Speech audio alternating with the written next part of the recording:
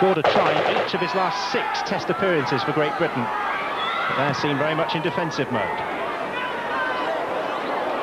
Darryl Powell, the former Sheffield Eagle. Reception committee awaiting, led by Simon Horton and by Terry O'Connor. Anthony Farrell, up to and just over the 20-metre line. Leeds establishing some good positions in the opening stages of this tie. Here's Darren Fleary, making 2 or 3 extra yards. And again, working to centre field, 2 options either side. Leeds go to the left. Here's Harris, and now Morley, and there's a gap for Brad Godden, who's through and is in. First blood to Leeds after heavy early pressure, and the Australian Brad Godden has found a way through. On the burst, Jamie Matthew, and a burst that has taken Leeds to within 3 metres. Sheridan, now Harris dummying to pass to Morley, and Morley now has it via Godden, and there seemed to be a swinging arm there from Andy Farrell, but it was on the blind side of the referee. Sheridan, now Powell. Leeds reversing the point of the attack with Farrell, and that too looked a little high by Simon Horton. Plays allowed to continue. Here's Darryl Powell. There's a big gap on the far side for Rivette. But can he power his way over? He can! Hardly typical of the ironclad Wigan defence that we've come to know and admire down the years. Rivette found a way to the corner. Morley couldn't escape from Cassidy's attentions. Hay to Harris to Sheridan. Back to Jackson.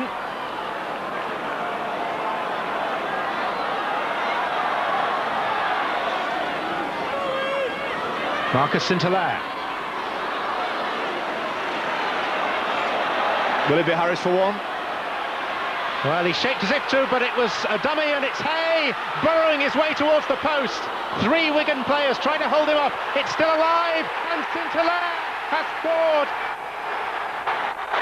Marcus St-Hilaire with the try for Leeds beneath the post.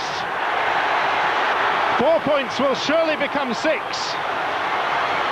And is that margin going to be enough to secure a rare Challenge Cup victory for Leeds against their greatest rivals?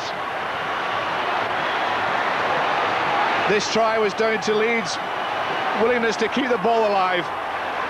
Yes, and Harris seemed to be lined up for the drop goal in front of the sticks. Instead, he decided to throw the dummy and have a go himself, darted towards the try line. Jackson. So 10 minutes remaining on the clock, and it doesn't look like Andy Farrell, the Wigan captain, will be back on to join his teammates. If he is, it's either for extra time or the closing dying seconds of the game. And surely the key to this surge by Leeds is with the switch of position of Iestyn Harris in the action there. Since Harris moved up to the number 6 position, he's taken the ball forward on at least a dozen occasions. Here's Sheridan, and now it's Brad Godden, and Godden slices through but can't quite make it to the line. He's held up right on the line, trying to burrow in. It's a try, and that surely is the clincher. Great joy on the terraces around Headingley.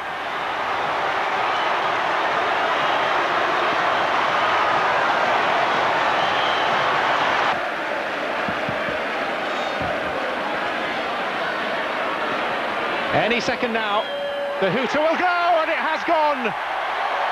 It's always a momentous moment when Wigan go out of the Challenge Cup, and we have such a moment now, because Leeds have beaten their greatest rivals in this competition for the first time in 31 seasons. Leeds, whose Challenge Cup record shows them to be the nearly men, semi-finalists at least in 5 of the last 6 seasons, but they have overcome the biggest set of opponents that they're likely to face in the Challenge Cup. The likes of Bradford and St Helens may well lie in wait in the future, but they will believe they can do anything, having knocked Wigan out of this year's Silk Cut Challenge Cup. Let's go down to the touchline for some reaction. And the Leeds coach, Graham Murray. Graham, congratulations. That was always going to be a very hard task. It became almost impossible after the sending off. I think most sides would have succumbed to that with the 12 men, but that's the quality of the football team they've got here. They just got deep and they gave everything they possibly could. What about the quality of the coaching? I thought the switch of Yestin Harris was crucial, wasn't it? Well, we've done that a few times. It's not a secret, but you know, I think this is the best win I've ever been involved with. It's a tremendous atmosphere and a tremendous win. I mean, the players stayed focused, they stayed organised and got the victory. It was good, wasn't it? It was. It's just a brilliant bunch of blokes and they're a good football team. I mean, we put it to Wigan today and we come away with the win. You can't be any prouder. I'm sure you are. Congratulations, Grove. Let's have a word with Yestin Harris. Yestin, I think that we were saying the key really to that game was your switch from full-back up into the half-backs, really, wasn't it? No, I don't think so. I think generally it's just down to attitude. You know, we went down to 12 men after Barry got sent off, and really it was just a tempo call and we had to pick ourselves up. And credit to all the lads, they did just that. You feel sorry for Barry in a way, because I guess he was just so pumped up with the occasion, wasn't he? Yeah, he was pumped up, and perhaps it had been another player they once he got sent off, but it's just a little bit of Barry's reputation. But it's unlucky, and nobody blames Barry because we've come out with a win, and you know, it's good for him and it's good for the team. It's a sweet one to win.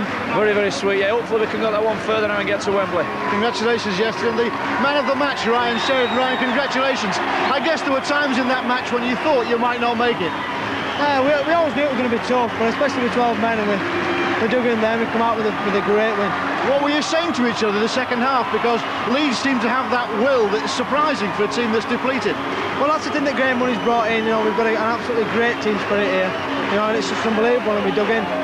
So now we're a long way from Wembley, but you must be thinking about it, really. No, we had a good win today, and we're just thinking about the draw tonight. So whether we get have a look at the draw, 5:30. Congratulations. Yeah, thanks very much. Thank you.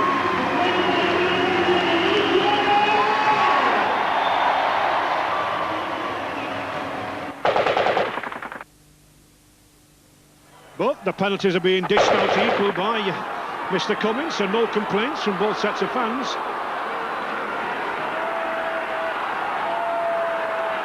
Harris coming up into that standoff role there now. Farrell.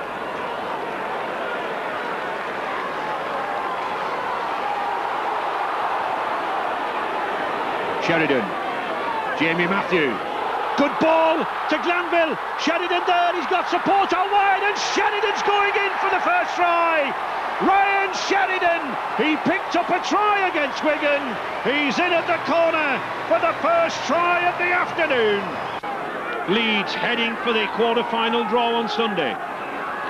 Harris. Andy Hay. Oh, good strong run by Hay.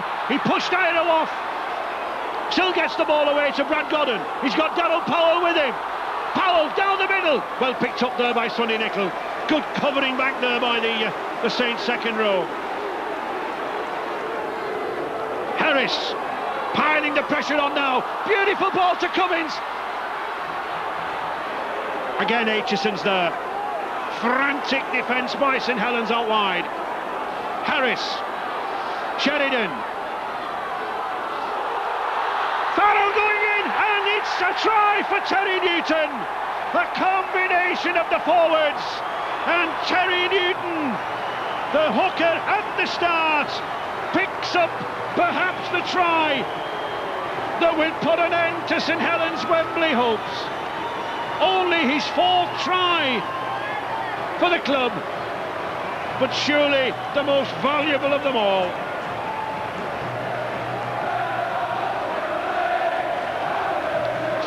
Leeds' first win over St Helens at Headingley in 28 years. New love.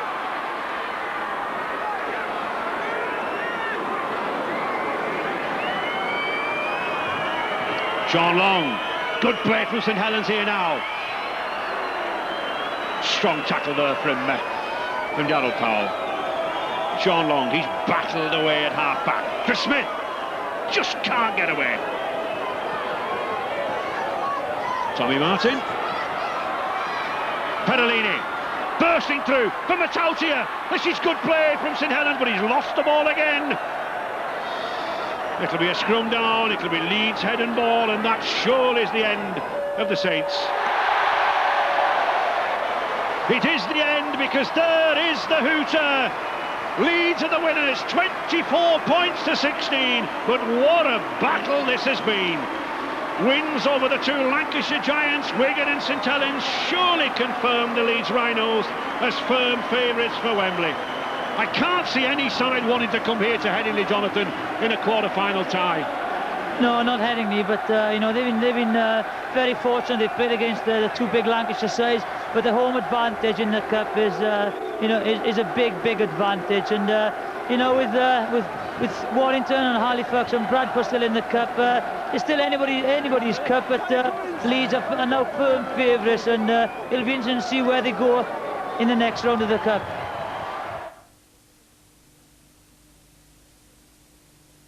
Get the ball away. This is Sheridan. Sheridan has Harris outside, and Harris comes inside looking for runners. No one's looking on it, and this finds Cummins off the ground. Cummins has got Godden leaping outside him, but decides to take the tackle. Safety first early in the tackle count. This is McDermott. McDermott looking for runners, finds Hay on the sweep around. No real urgency in the Rhinos attack. No one wants to take the ball out. They're not desperate for it yet, and that'll have to change. Powell drives it up 5 metres short. He's looking to offload. It's the last tackle now. What options will the Rhinos have?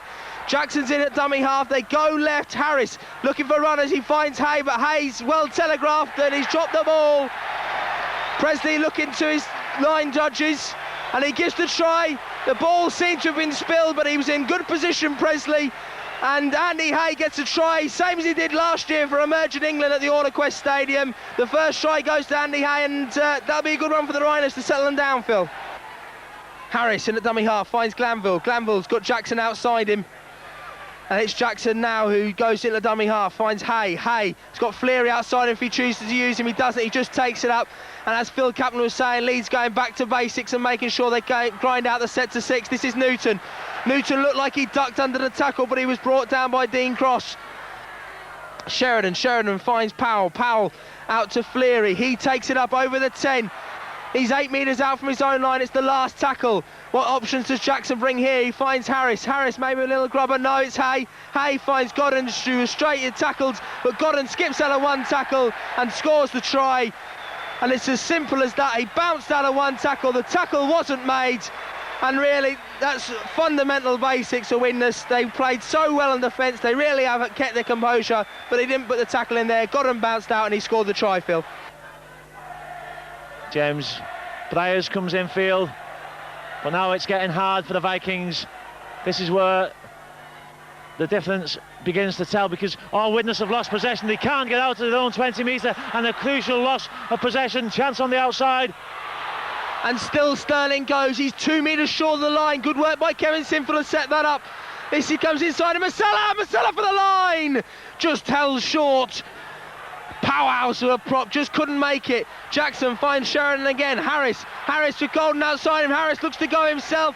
So often that scooting wrong has proved evidence for the Rhinos, but not there. Now Newton finds Sheridan. Sheridan always available, but no runners for him. They're running into him. This is Cummins. Cummins just takes it up. The Rhinos have to settle this down and make sure they have a platform to go from, to work the set moves from. Jackson finds Sinfield. Sinfield steps off one. He could go for the line. He may be a young man, but that's the old man's head on young man's shoulders there. He bounced off the tackle, the strength of the youngster, and may well have scored the try that takes the Rhinos into the semi-final. Really, this is good stuff for the Rhinos. This is just what they need to keep it going, to lift the tempo. That's what it's all about. McDermott, we said his power runs would zap at the energy stores, and that's what they're doing now. Jackson finds Sheridan, still tackles to spare. Harris has Golden outside him, but Golden runs straight at him. No real options there. Golden's just tackled by two men waiting for Harris.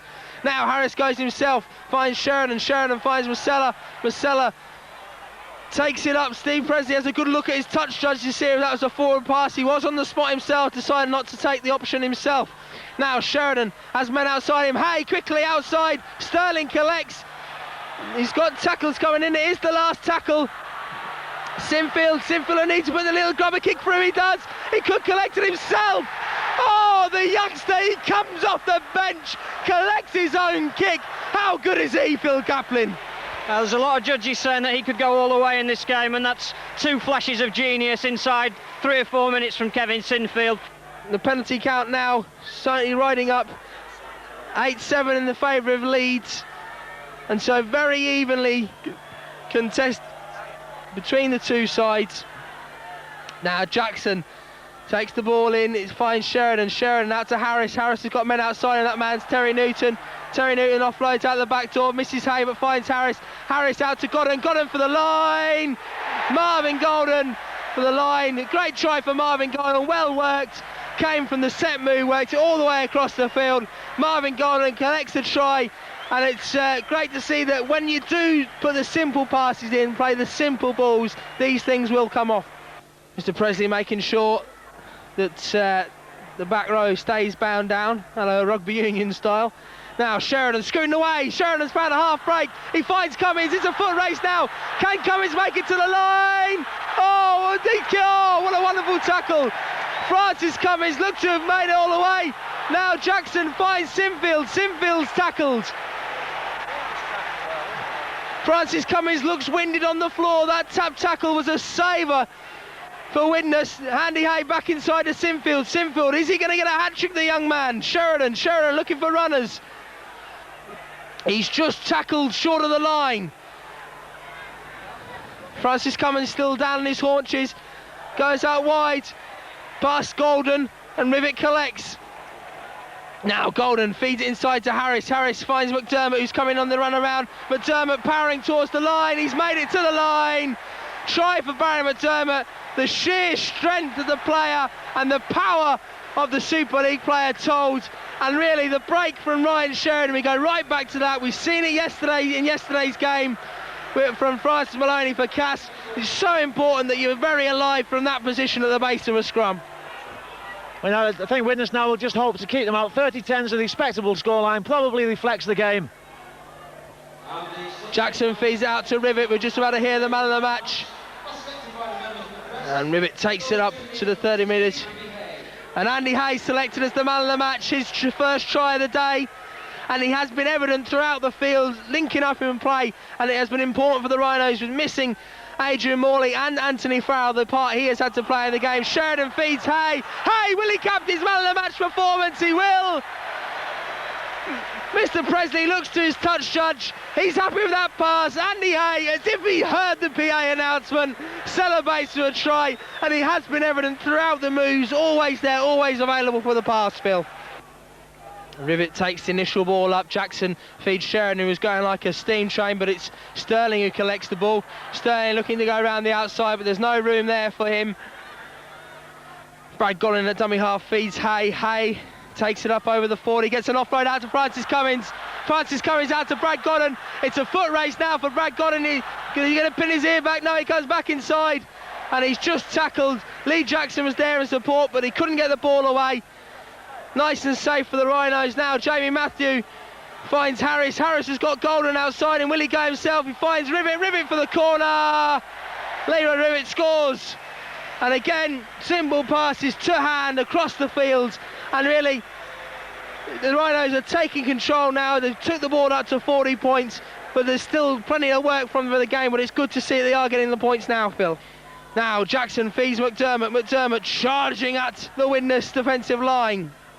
3 props on the field now for the Rhinos. McDermott, Matthew and Marcella on, as Newton had gone off for Matthew. Harris looking for runners, it's Hay.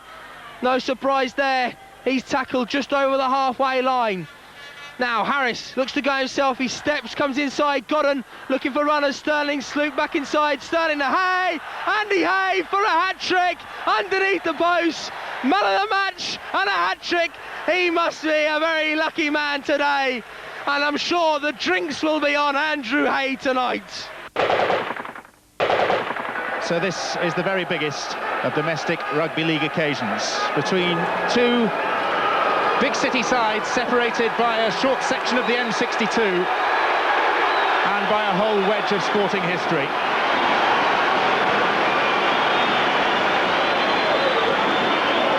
More than 10,000 supporters of each team inside the McAlpine Stadium, plus just a few neutrals. But they have plenty about which to blow their trumpets, the supporters of the Bradford Bulls and the Leeds Rhinos. For players like Mike Forshaw, a date with destiny. Forshaw has had such a successful career down the years, but hasn't topped it off with Wembley appearances, and Robbie Paul, the scorer of a hat-trick in perhaps the greatest ever final in 1996. Bradford gone the short side with Danny Peacock. There was a hand in the face of Sheridan, and Sheridan's come away with the ball. How on earth did he get that? But it's a try for Leeds. No, Russell Smith is going to go to the video referee. Russell Smith is not convinced at the legality of the try.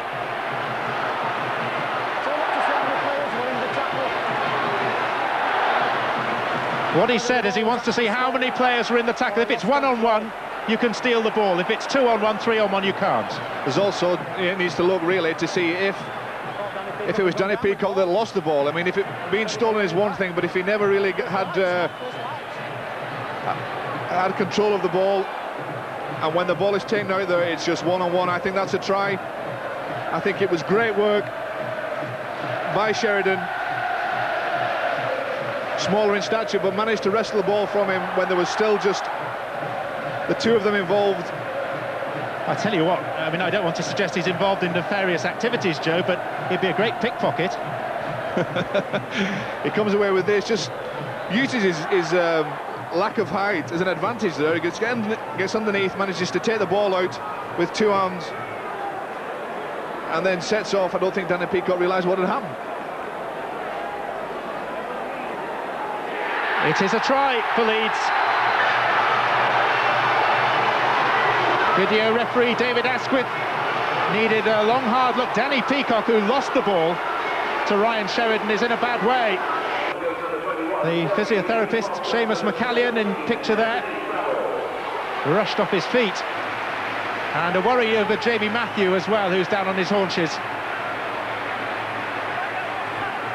Barry McDermott is back with us. He's on in place of Darren Fleary.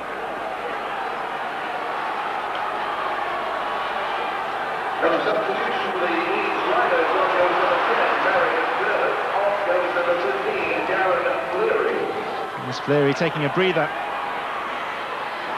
Terry Newton did well to get the ball away to Sheridan, and Sheridan, like Quicksilver, steps away past Stuart Spruce, but not beyond Stuart Spruce, who himself stretched out and made the tackle round the ankles. Yestin Harris, so many options. One of them was Glanville. Ball still alive, went backwards. So Leeds will be allowed to carry on. Harris. Now St Hilaire. And now Barry McDermott barging his way to within 7.5 metres. And here's Marcus St Hilaire. Arm in the air, ball on the ground.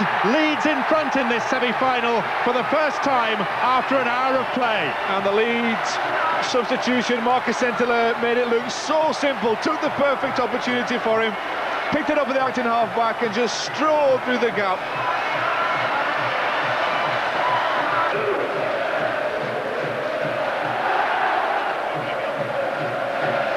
Graham Murray, there's Matthew Elliott, the Bradford coach, but his opposite number has only ever been to Wembley on 2 occasions officially. One was to watch the 1984 final, in which our co-commentator here was the man of the match, witness against Wigan. He also went to a game in the 1995 World Cup. And there is a lovely story that we'll relate to you in a moment about Graham Murray, but might get him into trouble with the authorities. So we'll take a view on that. Cummins to Sheridan. Graham Murray's side well in charge. This is Fleary. Another score would finish it. Another score would take Leeds Rhinos to Wembley. Jackson to Sheridan. They need one more inventive moment, one more inventive pass. It's Yestin Harris, and Harris scores the try that takes Leeds back to Wembley Stadium. Graham Murray up off his seat because he knows that is the score that will break the hearts of the Bradford Bulls. Lee Jackson. Oh, careless pass. Taken on the bounce by Cummins. Oh, and Cummins could go all the way. He just had his ankle tapped, and then Doniger came in late. Jackson. Referee has to duck out of the way. Lee Jackson, the man of the match, hanging on to the ball for as many seconds as possible. Brad Godden. Ball went backwards off Barry McDermott. Leeds breaking their Huddersfield hoodoo. It'll be their first semi-final victory in this town for 52 years. And 5 successive defeats in Huddersfield, now put firmly into the realms of memory. The kick from Harris is good. No need to do anything extraordinary, just run the clock down, putting the ball into touch with the kick. The Packs will take their time to walk to the scrum. And all you can hear now is the cries of Wembley. And the hooter means that the Leeds Rhinos are back at Wembley Stadium. Iestyn Harris, the star turn in a truly impressive performance. A titanic semi-final struggle, but one of the biggest names in rugby league, who have seldom matched achievement to their great history, have the chance now to win the Challenge Cup for the first time since 1978. Joyous scenes right around the McAlpine Stadium from this record crowd. And down on the touchline, Richard Duckenfield with some of those closely involved. Graham Murray, Leeds coach, congratulations. Your feelings now? Yeah, it's tremendous. We worked pretty hard over 12 months to get this. It was a tough game, but I mean, we've got some quality footballers here, and fellas, that it means a lot to them. Quite a comeback, really. You looked, after 20 minutes, like a beaten side, really. Well, we did, and we were missing tackles, and we were doing some things wrong, but the quality of the football team, not every time it's going to go right for you. When it did go right, well, we proved we're a pretty good side. What were you saying at half-time? Because I think maybe you were the happier of the coaches at half-time, weren't you? Well, I think I was. At 10-all, it was a bit of a struggle, and I thought we hadn't played that well. We only got to play a little bit better, and we were in this with a big shout, and we were. So at times when it looked as though you had patched-up players out there, really. Oh, well, there's a bit of character there, isn't it? There was plenty of patched up there, Blake, but it's under the left ticker there, under the left chest it counts, and they got plenty of it. This is a genuine performance, really, because, as we said before the game, Leeds have played the hardest teams on the way in this match, haven't they? No one can deny us beating Regan and Wembley after our draw, but this was a tremendous win for us and the club. All you got to do is win the cup and you'll be able to go off to North Sydney happy. Well, we've got a tough draw, you know, but London at London, so it's an away game for us, home game for them. Thanks, Graham. The man of the match, Lee Jackson, congratulations. That was a tremendous game to play in, Lee, wasn't it? Oh yeah, it was a really good game, and unfortunately there's got to be a loser, but thank God it's not us. Why the turnaround? Can you explain it? Because Leeds Rhinos for 20 minutes didn't look like a side that were going to win that game. No, we just made too many unforced errors, penalties against us, and we just couldn't get that good go forward. And when we started to go well. You really had to dig deep though in times, didn't you? Obviously, no, we didn't touch the ball for 5-10 minutes. So no, you've got to dig deep, and the reserves enough on fitness is do you good. I don't know if this is secret information, but you just shaded the man of the match award with Ryan Sheridan. Oh, no, there's 17 players out there. No, they all deserve man of the match, not just me. No, it's a team game. So it's Wembley, it's London Broncos. Looking good for Leeds, really, isn't it? Well, we're just having a bit of fun at the moment, and hopefully we can keep going. Thanks very much. And here's Iestyn Harris. Congratulations, Iestyn, well done. This is going to be a big occasion for you, really, isn't it, at Wembley? Yeah, it's going to be fantastic. It was very, very tough. All credit to Bradford. They gave us a really, really tough game. But we're at Wembley now, and we won't be concentrating on that just yet. We've got a few league games to go before that, but it's great to be there. It says a great deal for the spirit of the Leeds side, because they spent half the first half not looking in very good form at all. No, we didn't. We had a lot of defending to do in the first half. We didn't play very well. We got in at half-time and we just calmed ourselves down. And so, well, we're at 10-all now. We got a really good chance in the second half, and all credit to our forwards and all our backs as well. They played outstanding in that second half. It's been a hard road for Leeds, hasn't it? You've played all the top sides. Well, no one can say we've done it the easy way, put it that way. So, yeah, we played some really good sides, and we're just glad to get there now. Great forward performance, I thought, by some of the Leeds boys. Yeah, we knew exactly what to expect from Bradford. We knew it was going to be tough on the forwards, and really we stood up strong against them, and we've done really well to get the victory. You'll enjoy some celebrations tonight? Yeah, we'll have a few pints, I think. So, yeah, it should be a good night. Congratulations, Iestyn. Thanks very much. Thank you. Iestyn Harris. Yeah, they're good. They're all fit and ready to go.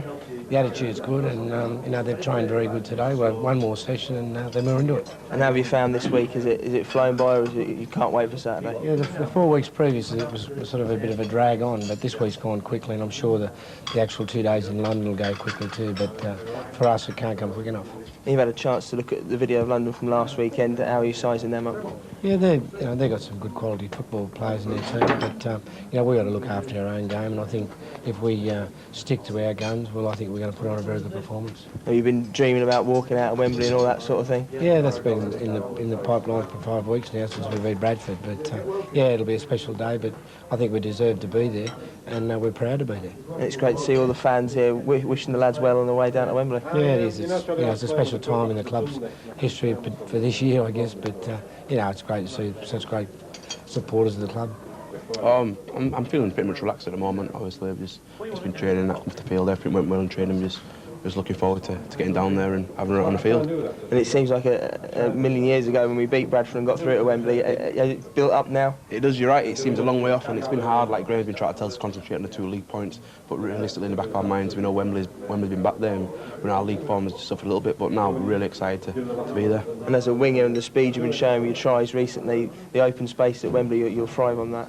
Yeah, that's what I've never really played it, but everyone keeps saying Wembley's the field made for me, really. And you're right, I've been scoring tries in the last couple of games, and hopefully I better get over, score a couple at Wembley. And have you been having dreams about Wembley and walking out Wembley and all that sort of thing? I haven't been sleeping too much. I haven't had too many dreams, but I've had 1 or 2 about lifting up the cup and scoring a couple of tries, scoring a winning try. You know, every kid's dream, really. And then it's party time come Saturday night, hopefully. Saturday night, yeah, big night. Saturday, Sunday, Monday. I think earlier this week I've been saying, oh, he doesn't seem that excited, but it's just started kicking in now. We're setting off today, and it's obviously there on Saturday. And when you came from Sheffield, these were the events you were aiming to and being challenging for medals, and personally and career level, this must be a great achievement for you. Yeah, it is. That one of the reasons I came from Sheffield. I didn't think they'd win out there, and I was wrong because they did last year, but obviously we got to the grand final. Missed out there, but we're not going to miss out this time. And how the squad sort of shaping up for London? Are you taking into all the results they've had recently? Yeah, we are. We've looked at their videos. We know what's going on.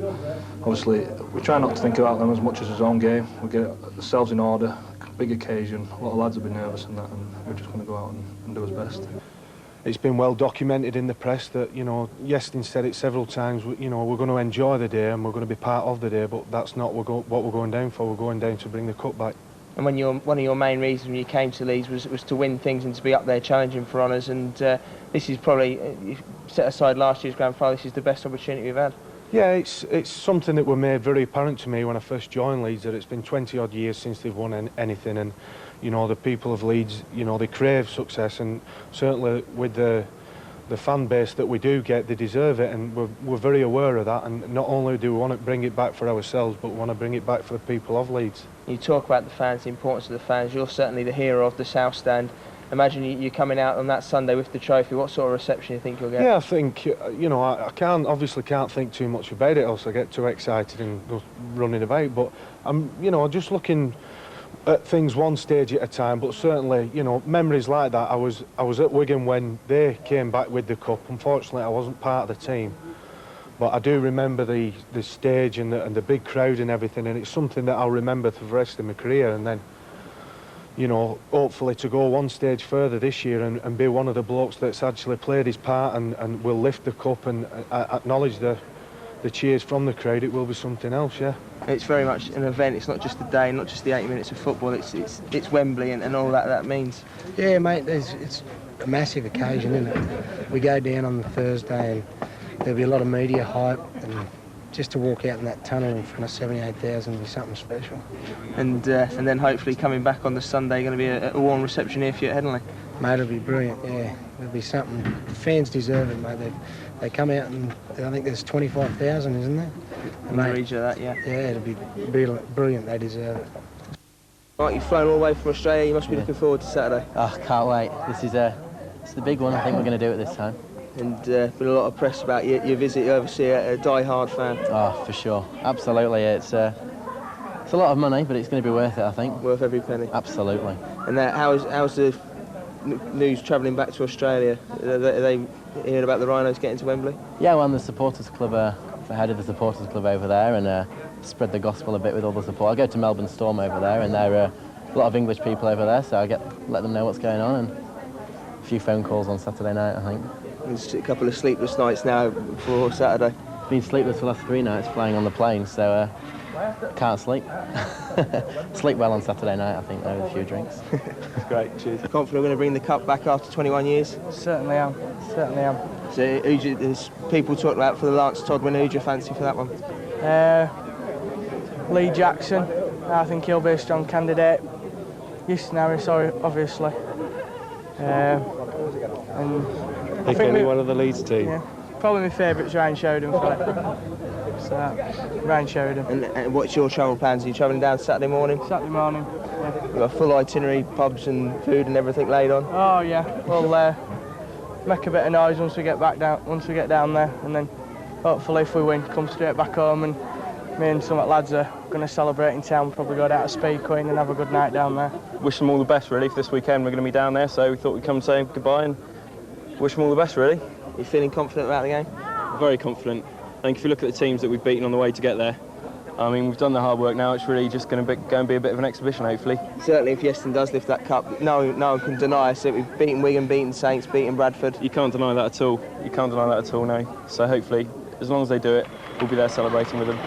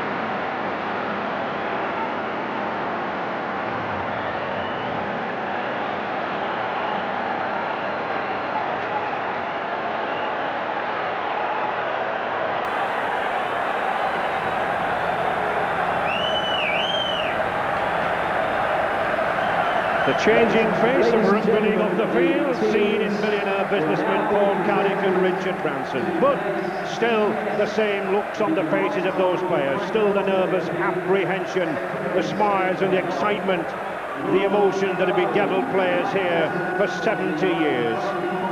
The presentation of the two teams to the Right Honourable Frank Dobson, Secretary of State for Health. Richard Branson there, Broncos supporter for the past 18 months, really enjoying himself, and I think well worth cutting his holiday short. Matt Salter, just back at the Broncos after a campaign up there with West Hartlepool. Chris Ryan on the substitutes bench and Dean Calloway joining him there. Terrific atmosphere as ever in this stadium. London Broncos bidding for a first ever Challenge Cup final, but no novel experience for those two lads of Fire and Sean Edwards. They'll be relishing the warm, sunny conditions down there. But I just wonder, Jonathan, how will those big Leeds forwards fare in the last 20 minutes? Yeah, well, they've got a great bench, haven't they? And, you know, with Jackson, Matto and Andy Hay, you know, they've used them very wisely, and I think they'll be, you know, coming on very early. Paul Carrick, the former Headingley Union player, and the man who, along with Gary Hetherington, has done so much to revive the Leeds Rhinos' fortunes. And those two lads, Farrell and Fleary, who have done so much on the field to revive those fortunes. Brad Godden and Richie Blackmore, the two centres from the Southern Hemisphere. Jamie Matthew and Ryan Sheridan, so successful in the earlier rounds. Andy Hay recovered from that broken hand, and Darryl Powell finally makes Wembley after 15 years. Adrian Morley. Frank Dobson, a York supporter in his youth. And a little mascot there, Billy Lee McDermott, 3 years older. I hope he's on better behaviour than his dad sometimes is. Referee Russell Smith, Castleford. John Connolly, the reserve referee. Touch judges Frank Hawley and Jim Molyneux. Always a difficult time for a player, Jonathan, this lineup. Some appreciate it, some resent it. I think it's a fantastic day, you know, the support and everything, and the walkout is very, very special. You just appreciate, you know, the success you've achieved to get to, and it's a fantastic day, and the players will be focused and they look forward to kick-off.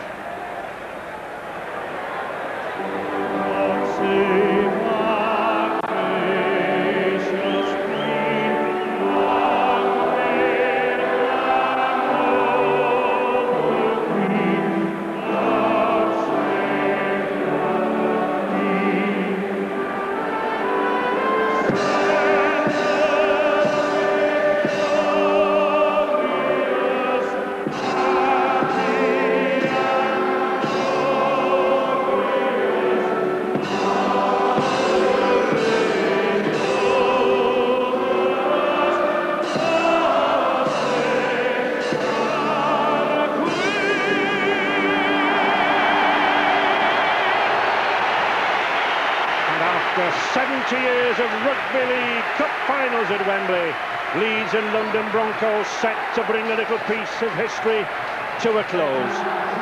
We move up to Murrayfield in Edinburgh next year while Wembley is being rebuilt, but the tension as ever, as it has always been over those 70 years here at Wembley. A full-strength Leeds team showing very, very few weaknesses on the field.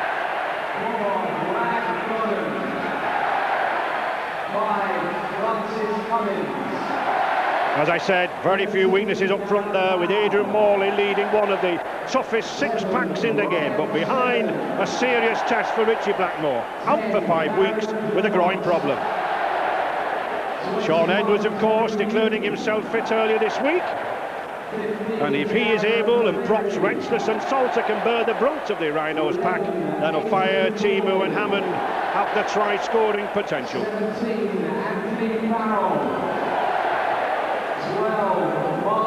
Over 51 points from Leeds skipper Iestyn Harris en route to Wembley, and the scalps of 4 of the biggest names in rugby league there for coach Graham Murray. And a 28-try tally in attack from the Broncos, but just 6 tries in those matches conceded in defence, and that must be a warning to Leeds. 2 Wembley finals in 94 and 95 for Leeds, but only losers' medals to take back to Headingley. And little success in recent years for London until that first semi-final appearance last year. Something old, something new. No meeting between these two teams in 19 years of Cup rugby. Just 1 league meeting this season, and a 38-12 Leeds win for Leeds at Headingley.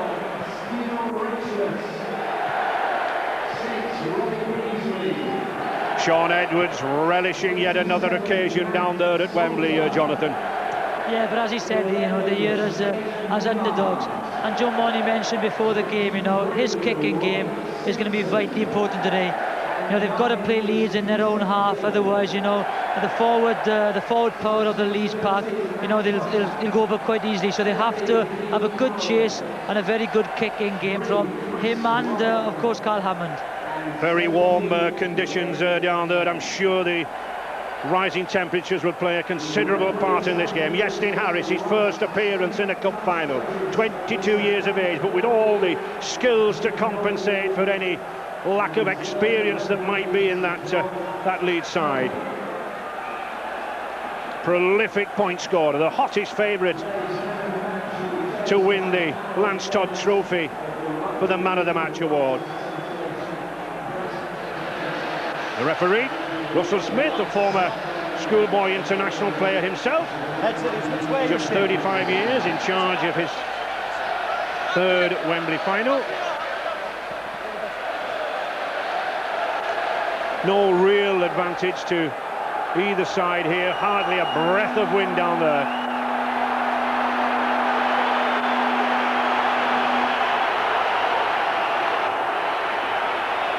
Referee Russell Smith, I think, will be as nervous as anybody, Jonathan. Yeah, I think it's a time for everyone to be nervous, even the officials, even the spectators. But again, we've been blessed with fantastic weather, and you know, I just hope the game is as good as the conditions are. And the 1999 Silk Challenge Cup about to get underway. And Carl Hammond with the kick.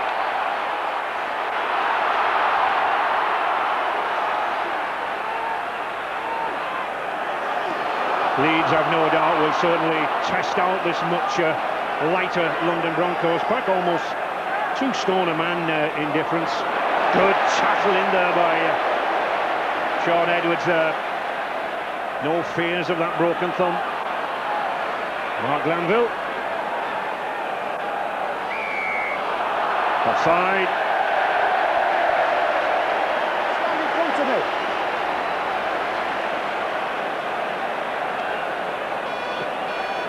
A good decision, I think, from Mr. Smith, Jonathan. Yeah, he's got to get them apart very early on, you know, and we don't want the game to be spoiled by hindrance that play the ball and encroaching. Anthony Farrell receiving some rough treatment out of the hands of Robbie Beasley. McDermott. Yeah, I think the London forwards have got to be aggressive because they are going to try and dominate up front, Leeds. Darren Fleary. Oh, and good movement there from Newton. He's going for that line himself. Oh, terrific tackle there by Tosin Tollett. Terrific tackle. He's not got the ball down. Pressure from Leeds then. Sheridan out wide to Powell. A fire well caught. We often forget, you know, Jonathan, the really good handling of Martin Offiah. That was a good catch. Yeah, he's a great handler of a ball, and you put the ball in front of him, he'll always run onto it. He's left-handed, and you know, he's playing on the correct wing. Every ball that comes through, he can take it one-handed easily. But a very worrying start for London Broncos. You know, Terry Newton just broke through quite easily. And some news from Richard Duckingfield down there on the bench.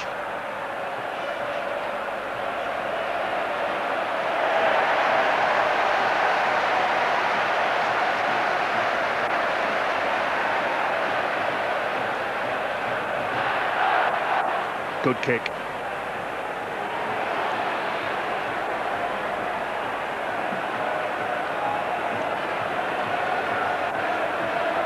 Certainly in his 20, and it's a very close corner. The lines, you know, the touch was very, very close to it, but it's going to be a big ploy for London today. They have to kick well. As most people realise now this season, that new 40-20 metre rule really can put sides under pressure if the ball bounces in touch in that 20-metre area on the attacking side of head and ball at the scrum. But it's Leeds. Oh, it's crunching tackle there. Terrific effort there from Greg Fleming. He flew in at that. Leeds under considerable pressure. And certainly, London don't look like the underdogs in these early stages. Barry McDermott. Terry Newton, former St Jude's amateur player, really in the thick of things in there in the middle. Harris, good pass. Blackmore, they've got a 2-1 on a fire. Tollett's covering, no need.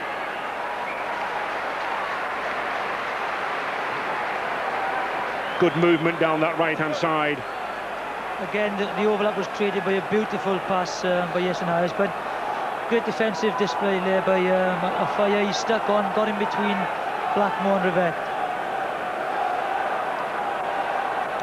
Only Division 2 championship honours for London Broncos way back there in that 82-83 season.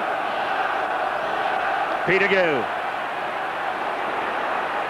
runs into the formidable shape there of Darryl Powell. Robbie Simpson. And I understand Dick does have some news for us there now. A slight breeze sprung up, Ray, which might refresh the players. However, in the Broncos side, Matt Salter there, number 27, is playing with 20 stitches in his top lip. It's been covered with Vaseline. He's hoping the Leeds players don't notice, but I doubt it. There we can just see, I think, Matt Salter's problem. Teamer, the fire, playing on. Oh, it's a fire! He's going himself. He's got Harris to beat. Oh, and Martin on fire! He's in at the corner. It's another special from the London Broncos flyer. He took advantage of that kick along the floor. And London are in the lead. Or are they? The referee is checking with the video referee. The ball was grounded. So those two things, please. Yeah, I think he's looking at the ball. If Martin grounded the ball, but I couldn't see any problem with him grounding it, and there was nobody on him, so he had an easy grounding, really. Yeah, he's looking at. Well, there's nothing wrong with that. You couldn't have done any more.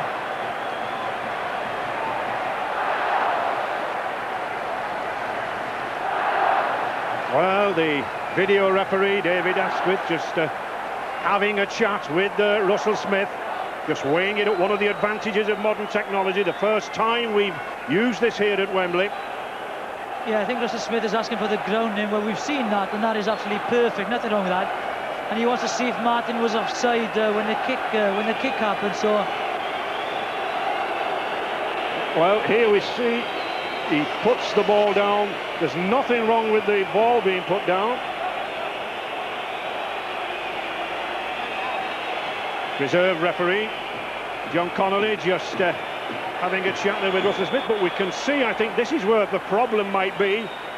Well, there's the little grubber kick. The ball comes off the Leeds player. Fire picks it up. Yeah, you can't say from that angle if he was offside, but that's tremendous wing play. Iestyn Harris knew his pace, worried if he was going to take him on the inside. As a little jig inside, great try.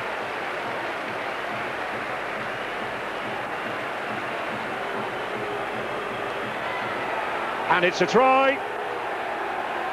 The green light signals the score. I couldn't see much wrong with it. Another terrific strike by Martin O'Fire. You watch him, you know. Yeah, he's just onside. The ball comes back to him. And this is great play. Throws a dummy to Rivette. He buys who the inside runners take Rivetteness in and out and back inside. That's fantastic finishing by a world-class winger.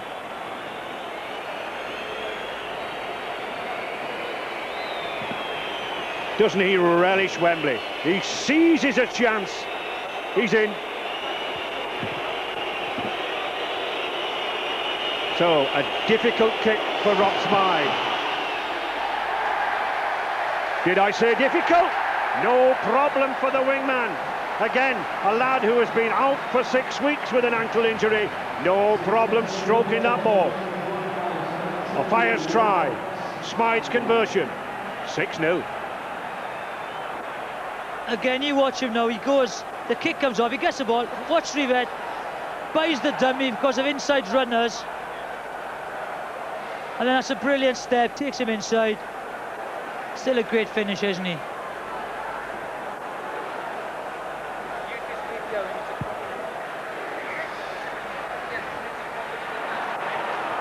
All the grit then needed from the Yorkshireman to counteract that try and a goal. Just nearly 9 minutes gone. Rob Smythe will be very happy with that kick. You know, he's not a regular kicker. You know, he's very inconsistent, so he'll be very happy to get a difficult kick under his belt. Certainly this London side, and the pack that many said, I must confess, including myself, said that might just be too light for Leeds, might be relishing the warm weather down there. Peter Gill. Out to Hammond. And that certainly will have given London Broncos a lot of confidence. You know, we knew what they could do, but given the ball and the space, you know, they can score, you know, a very exciting try. So, you know, they're in the game now. Leeds had that one win over London in the league this season, up at Headingley, 38 points to 12. So they should be going into this final with confidence. A little bit hesitant around to play the ball at the moment, I think. Oh, McDermott, a loose pass. Ryan Sheridan found Harris well. Blackmore, good battle there between the two Kiwis, Blackmore and John Timu. Again, a lot of the Leeds players are holding the ball up in the tackle as Blackmore. You know, they've got to get runners running. You know, they've got to get the ball out of the tackle as they are doing. And McDermott has got it offloaded twice, but he's no supporting runners there. And Sean Edwards very cleverly going back in the sweeper role there. A fire, helping out. Tulson Tollett.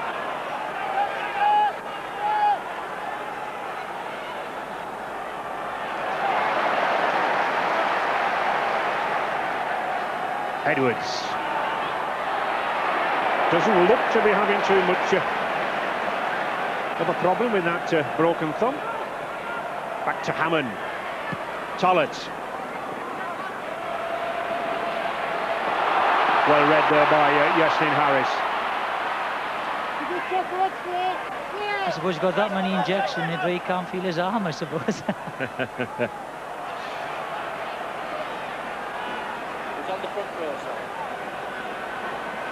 And if Leeds feel the need of a more creative player, well, of course they've got Lee Jackson on the bench. I think we're bound to see Lee Jackson in this game, a very skillful player who could well come on in the Leeds pack. London really moving this ball out wide, looking to get it to a Fire's wing. They know the danger. Tulson Tollett. Good defence there, though. Matt Salter, former Great Britain Academy player. And it's London edging closer. Hammond. Oh, a beautiful ball out wide there. And he's in. Robbie Simpson is in at the corner. A master pass there from Carl Hammond. Simpson accepted it gratefully. His first season with the Londoners. And he strolled in. You could have driven a London double-decker bus through. Well, you wouldn't like to say who the favourites were now, wouldn't you, Ray? They've started on fire. They're very disorganised Leeds. You know, they're throwing the ball about. You know, it's going to ground. There's no kicking structure. The forwards aren't taking on. But watch this pass. That's a fantastic dummy run there, you know, by Fleming, and the gap just opens up. And this is just a walk-in for Simpson. He's got tremendous pace. Didn't really need to use it there. That whole try come from a fantastic dummy run by Fleming. What's the dummy? Gordon goes for him. A clean run. And he has the pace, Jonathan, doesn't he, just to finish off? Yeah, they might not have the bulk in the forwards, but they certainly have the pace. And but as I said, an exquisite pass there by Hammond, but the try came from the dummy run by Fleming. So, sensations here at Wembley. And how does that man, Dan Staines, the London coach, keep calm? In his first season with the Broncos. Rob Spide then, with another difficult kick. Right out here on the touchline. But hardly a breath of wind down there. Smythe looking to put it between those uprights, not this time. So Robbie Simpson just having to settle for the 4-point, but I'm sure Richard Branson is happy at that scoreline. 10 points to 0. Watch this again, not sure about the play of the ball, but watch the dummy run. Fleming comes here, there's no crossing. Gordon reads the play, you know, wrongly, and the gap opens up for him.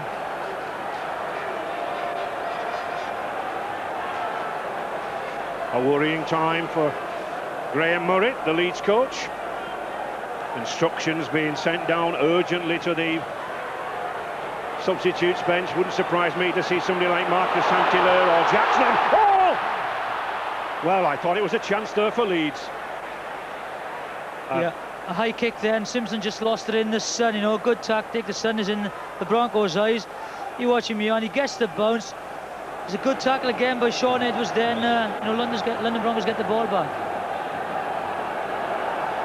Good covering again from Sean Edwards. Yeah, he's experienced, and he'll play a telling factor in this game. But Leeds have to gain their composure. Nothing's going wrong. There's high tackles. High tackle.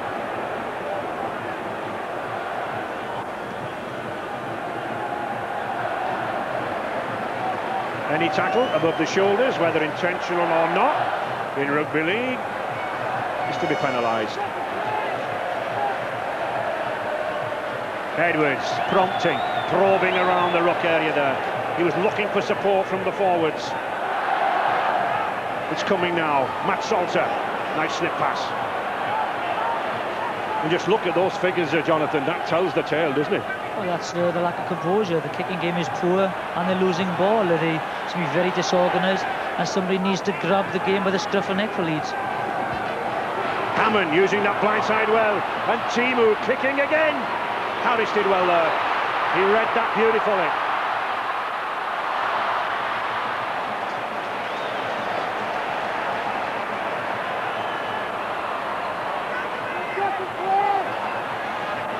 A lot of pressure on Harris at fullback. John Timu kicking a lot down this left wing. And as we said, the kicking game is very important, and they have to. He hasn't had a great impact on rugby league yet, John Timu, and he's a tremendous player. Great as he should be cutting defences up. The linesman's up now. Sean. Touch judge coming on to have a chat with Mr. Smith.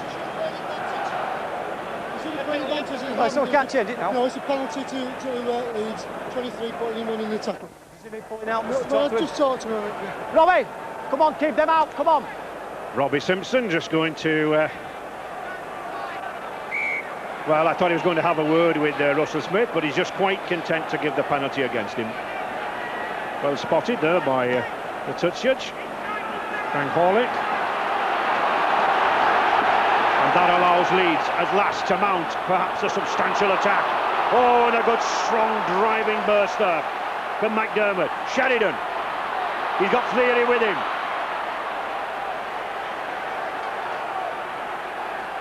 Powell using the blind side as a decoy. Adrian Morley.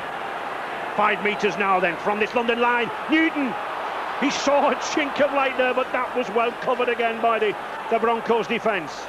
Sheridan, they've got support out wide. Good tackle, terrific tackle there from Robbie Beasley. Again, Glanville, well picked up. Harris, not quite sure what to do. He is now, again, no fire reads it well. Can he get away? Can he get over that try line? No, he can't. This will be a dropout. But I think Martin O'Fire will just be content to have caught that ball, Jonathan. I know I would. Yeah, but being the player he is, he tried to get out. He got outside Sheridan, which is a difficult job. You watch him, he sees the Leeds defence going.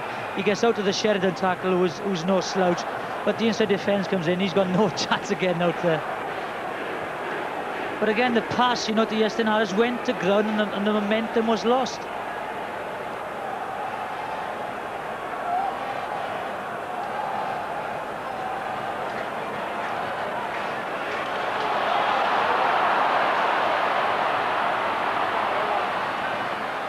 So it's Leeds then doing well to pick up that from the ball, the kick. Oh, good play there from Newton. Sheridan. Well, a little bit of animosity there between Sheridan and Edwards. I must say I thought Sheridan slipped there. Listen, Mike, back off. Just a minute, just listen to me, please. First of all, but be careful of the swinging arm, Sean. Well, I'm penalising for your offside, but you also swung the arm. You're 3 metres in front. Yeah, he's saying swinging arm there, and I think Sean's got a point here. He does go, he's slipped and he's caught him high, but that'd have been a ball and all tackle if he'd have kept his feet.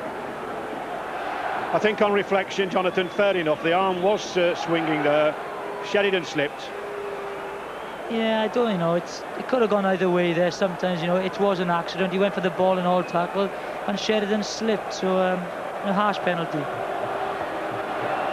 So what should be a comfortable kick for Harris. I'll not remind him that he missed 4 out of 4 when he last played here with the Great Britain Academy side. Let's hope he does better this time. He does. And Leeds at last command the attention of the scoreboard operator. 10 points to 2 then for the Broncos.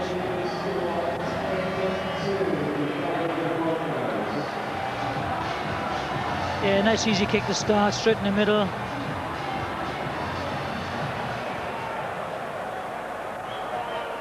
Actually, some controversy on the bench. The reserve referee John Connolly is refusing to accept that as a blood bin. Matt Salter there with those 20 stitches in his top lip, but there is no visible blood, so that will count as a substitution.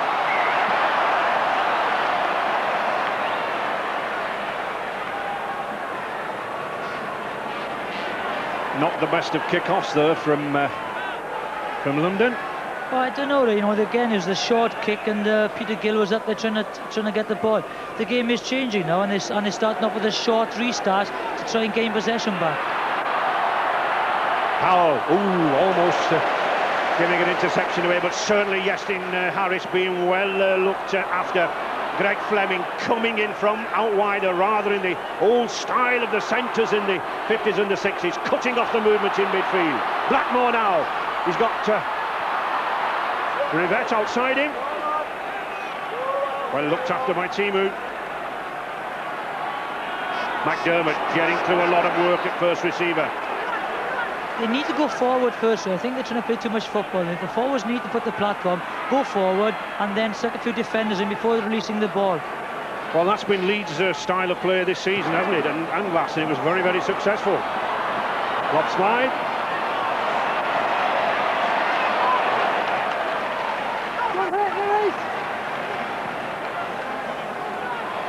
Greg Fleming sensibly using the blind side. They're just allowing those forwards to get back. Good professional play there. Tollett. What we hold is London's maxim. And as I thought, Lee Jackson warming up on the touchline there.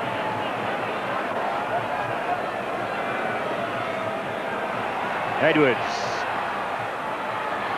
Simpson with that little grubber kick.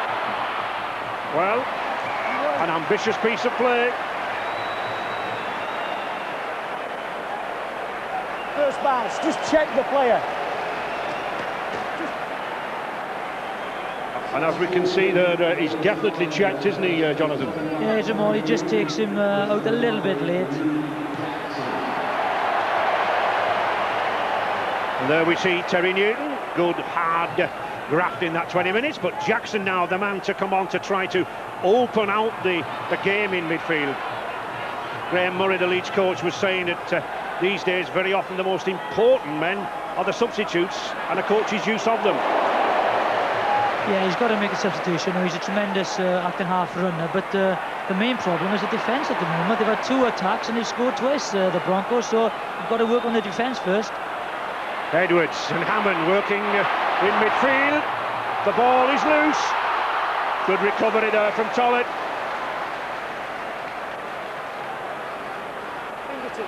But it's a knock-on against Carl Hammond. Off the fingertips of Carl Hammond. Just touched the fingertips of Hammond. Yeah, they're closing him down quick. Well, that's would have deemed it a knock-on, but I thought that ball went back right. You might as well say it was a knock-on because we haven't argued yet. Well, it doesn't matter what you think, does it? It's the referee who counts.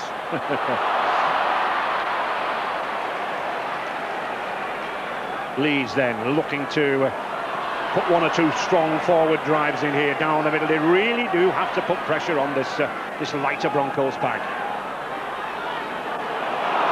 This is better from Anthony Farrell. Darryl Powell to Glanville. For again, good cover tackling by London. Jackson just doing what he likes to do. This is where he tends to break up the defence around to play the ball. Yeah, he's so sharp, you have to watch him. He has the pace to go 50 yards, and that's a tremendous kick. And a great take. And that's a great take, as you say, Jonathan. Yeah, it's maybe one of his weaknesses, Tulson Tollett, and now they've given him a lot of confidence. Sometimes he doesn't get anywhere near the ball to make the catch, and you know, they're giving him great confidence. Well, he's already made a try-saving tackle on Newton, and there possibly a try-saving catch. Possible problem for the Broncos. Shane Miller took a rather heavy knock on the upper body in one of the last exchanges. He looks as though he's feeling some pain in his right shoulder.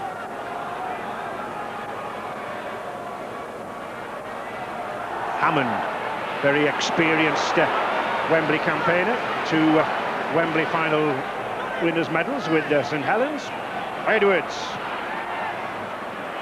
That's a good kick, splitting Cummins and Harris there, sending him back. He's trapped in that no man's land there. He'll get away. Good play there by the Leeds wing, Francis Cummins. Yeah. Rivette. Good play all round there. He's a tremendous. He's not the lengthiest kicker in the world, Sean isn't, but his positional kick is fantastic, and the chase is important. But suddenly these 30,000 fans that have trekked down from Yorkshire getting behind this Leeds side. Jackson.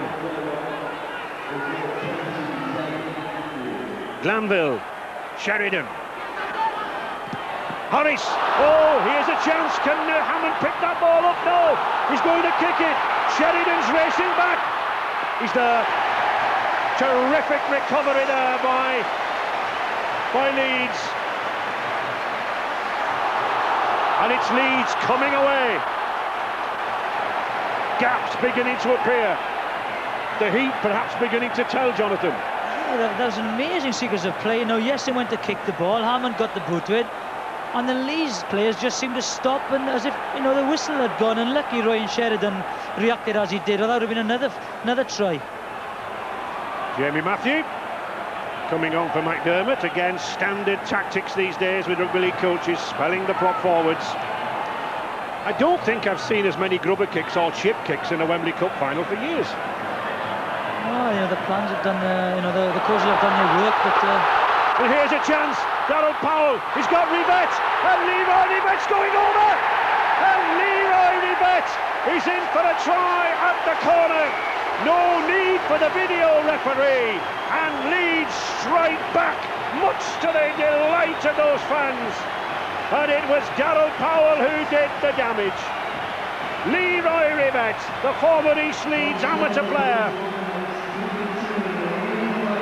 gets the Leeds first try, 10-6 and everything to play for. Yeah, the ball comes again, the dummy run, the inside and outside, throws both dummies, which catches Sean Hills off guard. Then watch this, Martin gets a tap to it, but it's great finishing again by Rivette. He's in a bit of a purple patch at the moment, and you know, the break, the damage is done by Darryl Powell. A little misunderstanding there, I think, between Timu and Martin and Fire as to who was taking who. Well, again, the dummy runners caused the damage, and once the break was done, there was a try all the way, and again, good finishing by Rivette. Last despairing tackle from Timu, but to no avail.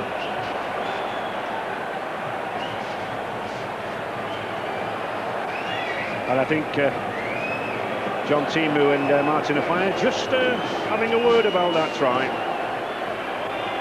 Iestyn Harris then, with his second attempt, just outside that 20-metre line. A kicker who likes to take his time.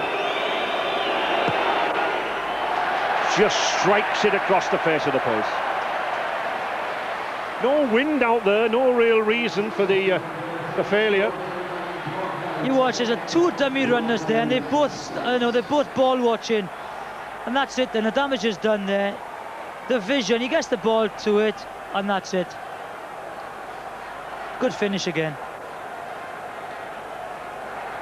Darryl Powell using all his 15 years of experience.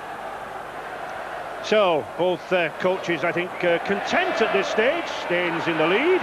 Murray, no, his men are fighting back. Again, the short kick to try and regain possession, Will.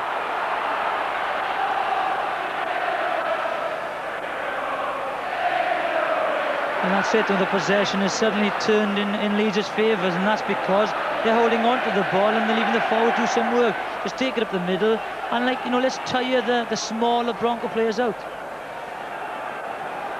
Leeds, Harris does well to get that back to Sheridan. Sheridan beginning to move around that midfield area now.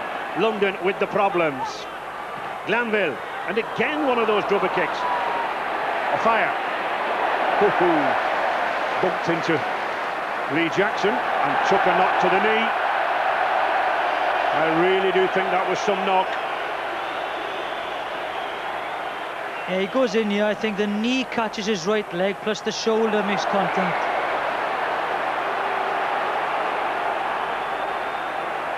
Come here, I've seen it, that's why I pulled him. Darren, listen to me here. You'll make sure that you get under control of what you're doing. We've got a player on the floor defenceless away, please, Easton. Have the player on the floor defenceless, and you'll want to point your forearm towards the player and hit him under the jaw. Darren, there ain't many chances of that nature. Concentrate on what you're doing. A stern disciplinarian is Russell Smith. This is the contact again. Look, the shoulder goes in, but the right knee catches Martin inside the right thigh. He looks to be okay. Very even from Mr. Smith.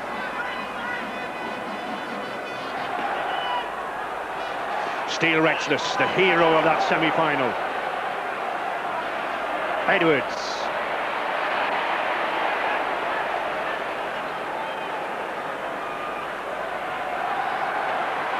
Toshak.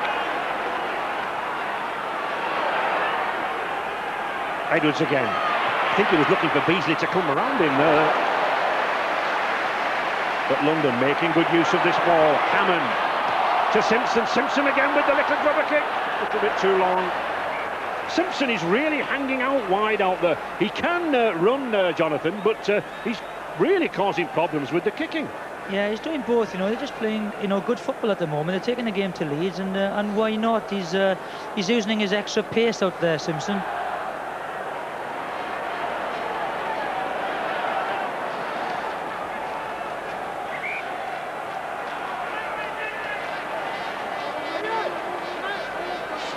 The referee not. I don't think he's too happy with that ball. Probably a little soft.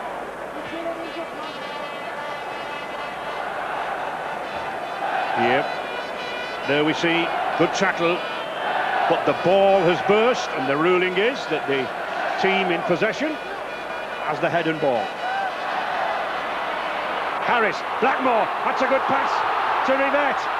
Now then, just didn't have the confidence to use his pace out wide, holding down. Yeah, Matt Toshak was lucky there. You know, he held him down, and he could have been the first one in the sin bin today. They really do try to stretch the tackle to 3 or 4 seconds, don't they, Jonathan, to allow the defensive forwards to get back. Yeah, again, you know, it's just that little second extra. It gives you a couple of yards, you know, to organise your defence. Jackson with Matthew on the charge. Former North Sydney Bears prop. Sheridan. Farrell. He's taking some pulling down, is this former Sheffield Eagles lad. One of many Sheffield Eagles players picked up by Leeds Chief Executive Gary Hetherington. Sheridan. Nice switch inside to Morley. Well tackled there by Peter Gill. Jackson. Well again read by Sean Edwards. Tackled in the in-goal area. It'll be a drop out to London, but once again Edwards reading the situation, acting as the sweeper, anticipating Jackson's clever kick. Yeah, tremendous play there. I think he took a bump on the head from I think it was Richie Blackmore there who came in second, but you know, the pressure again is mounting, and it'd be a good job for London Broncos if they could go in at half-time, you know, with this 4-point lead. There's a lot of pressure being put on them now. But watch, Lee Jackson did extremely well, but Blackmore comes in on top. It's a case of, Jonathan, when you haven't got the legs, when you get into that 32, 33 stage, as you know, it's knowing where to be, isn't it? That's why I'm sat up here, eh? You know, once your legs goes, that's the end of you, really, because all the guys are trying to get you over the scenes that you've been playing, all of a sudden come a lot faster, and it's time to knock it on the head. I think I was standing around at 22 and 23.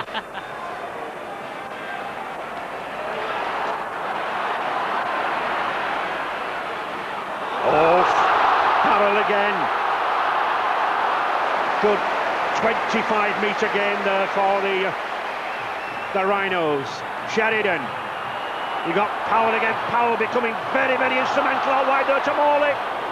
Well, he fooled me. I thought he'd pass the ball. Harris. Matthew. Harris again. Good defence there. Sheridan. He's got support. It's Fleary. He'll be in. Or is it crossing? No try. Crossing, says the referee.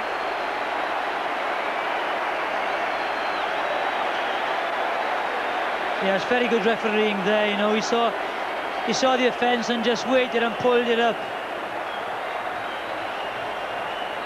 Here we go. You know, Justin Harris has just had a go. Ball comes to Sheridan. US Fleary. That's it. Daryl Powell takes two defenders out, and he's definitely crossing there. Yes, I think no doubt about it, Jonathan. You watch him come. He's got the ball. Daryl Powell comes down the middle there, and Fleary goes behind him. Edwards and Simpson, you know, are taken out of the game. Good decision, good refereeing. Never fails to make an instant decision, Mr. Smith. He's lost the ball there, right? I thought he lost that then. Well, the Leeds players were appealing to Jim Molyneux here down this side, but they got no change out of him. Millard to Hammond, and again that grubber kick. Now then, can it work for Hammond? No. Harris picks up, he's got support out wide. Blackmore, Rivette beats a fire. Strong runner, very similar style of play to Jason Robinson, the Wigan wing. Yeah, very similar.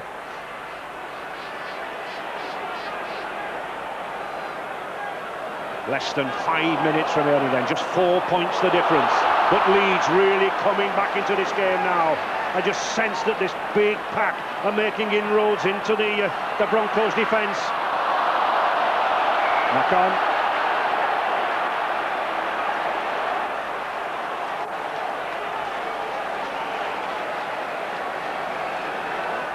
He's having a good game again, you know, Russell Smith. He spotted that little infringement, which I think nobody in the ground saw, and he was, you know, he's pulling Beasley, the London Broncos, back, stopping him to get to the ball.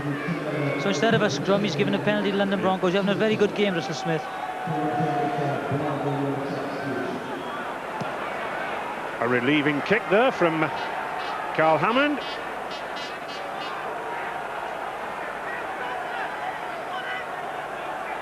Timu.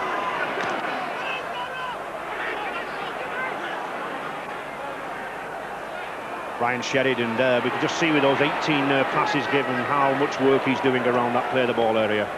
Yeah, I think the Broncos defence has given a lot of attention to Yestin and Sheridan, you know, from past games. And Daryl Powell is, you know, he's having a lot of space to himself. Rexless, terrific run, and there's Sean Edwards. Oh!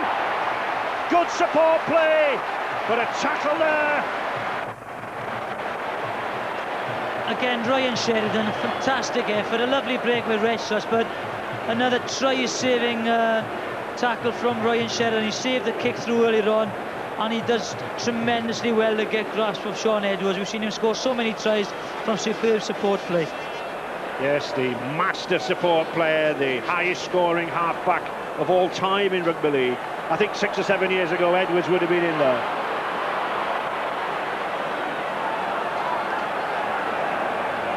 Brad Godden.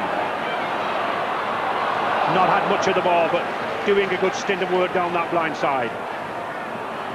Broncos loose forward. Peter Gill has gone straight off to the medical room. Quite a mess, his face. It'll need some extensive repair work. Straight off to the medical room for, no doubt, a pattern of stitches.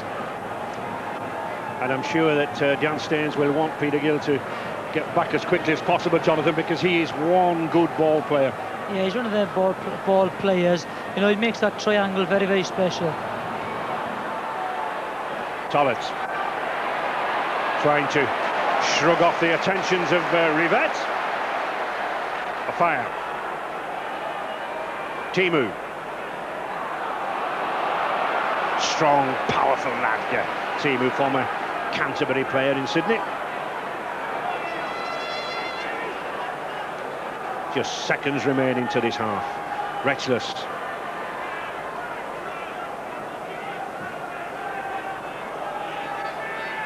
Hammond.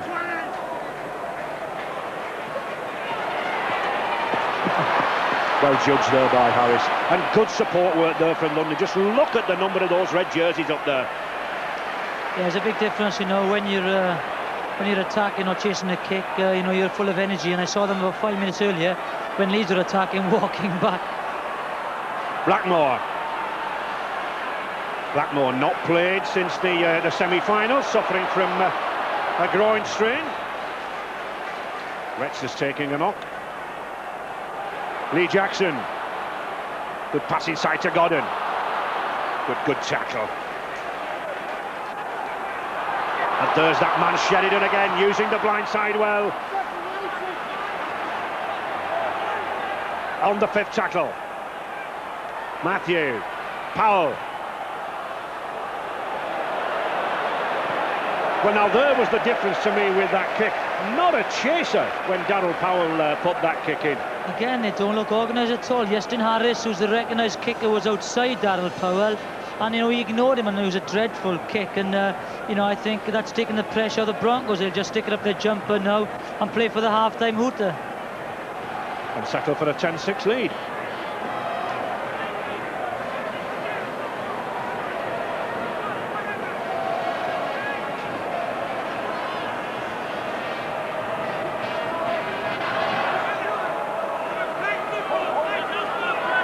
As Jonathan said, the forwards just driving it down, waiting for that half-time hooter.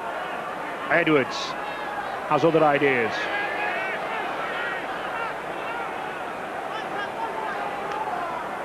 Robbie Beasley with Hammond again. Good ball to Tollett, but that was well read by the Leeds defence. They came up very, very quickly on the outside there. Sort of umbrella formation. Play on. Jamie Matthew gratefully receives, and it's a 0 tackle. It's 7 tackles. Back to Fleary. Good burst by Fleary. He's got Brad Godden going to the line. Lee Jackson's there. Back to Godden. Oh, they must score! And Brad Godden, he's in under the post. Well, I thought for 1 minute they were going to mess it up, but the former Newcastle Knights centre puts the ball under the post. And London Broncos' plans of going in at half-time in the lead are thwarted. Well, you know, that's very, very poor play from the London Broncos. You know, they knew that there was 41 minutes on the clock. Carl Hammer should have put the ball into touch, and the hooter had gone, and they would have gone in half-time 4 points. But a poor kick, they get the ball, and that was a break. You know, it's tired tackling there. Simpson just gets pushed off. And then Gordon, I thought they'd missed the try up here. You know, he passes a bit too early. Simpson gets back trying to redeem himself. Whether that was forward is questionable. But then again, Gordon just gets over. But they should be going in 4 points in front, and they might rue that now. Yestin Harris then with the kick. And a successful conversion for the Welshman. And that does indeed, for the first time, put Leeds in the lead. This try from Brad Godden, I thought for 1 minute they were going to make a mess of it. But Godden, he stayed in support, takes it well, and he sees the line. 12 points to 10 at half-time then for Leeds. And I would think Graham Murray would be quite a relieved man. Relieved, you know, I think that's the worst 40 minutes Leeds have played all season, and they'd be very, very fortunate to be in front. Like I said, they've got no organisation, they've got no pattern. Yestin Harris isn't controlling the game, and he'll be very, very pleased. Damien McGrath, Leeds assistant coach. Damien, in front of half-time. It's going to take a bit more than that from Leeds in the second half, isn't it? It has. It's been a very tough game. The conditions have helped equalise things. We're very glad to get that last point at the end there. Do you think the Broncos caught you cold early in the game? No, we expected a very tough start from them. They got the lucky break with the kick ricochet that made a try, and they made it very tough for us. We've made several half breaks and haven't really capitalised on them until the end. Well, it looks as though attrition, wear and tear is taking its toll on the Broncos just a bit. Pleased with our ball possession. I think we've done 15 out of 16 sets, and they're beginning to tire, and I hope that we can capitalise in the second half. Thanks very much, David. Thank you. An explosive start then from the London Broncos, but it's Leeds who go into those dressing rooms at half-time. 12-10 in the lead.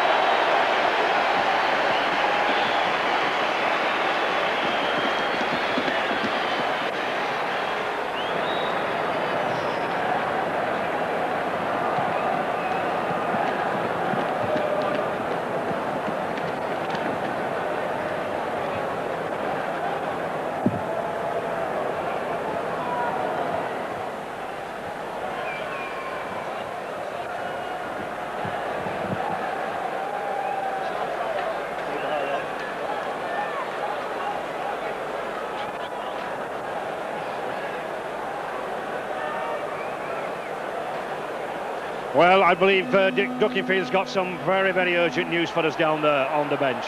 Yes, Les Kiss, the Broncos assistant coach. Les, do you feel now that you've let Leeds just off the hook a little bit? Oh, not at all, mate. We're right in this game. The boys are very upbeat in that half-time break there, so no, we're feeling pretty comfortable at this stage. Well, what about Martin Offiah? Can he complete the game? At this stage, he's been replaced by Chris Ryan. Looks like he's going to be out for the rest of the game. Yeah, so it's a bit of a blow. It is a bit of a blow, but Chris Ryan's been playing great football and we've got full confidence in him to do the job, mate. So Martin did a great job out there while he was there. Thanks, Les. Good luck to you. Thank you.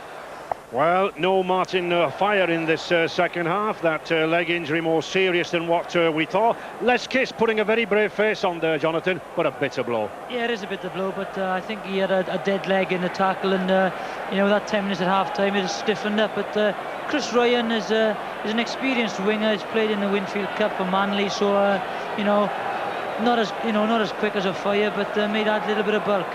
I think the players realised, though, that Martin Offiah must have been injured in that last final 10 minutes, because the ball never went to him, did it?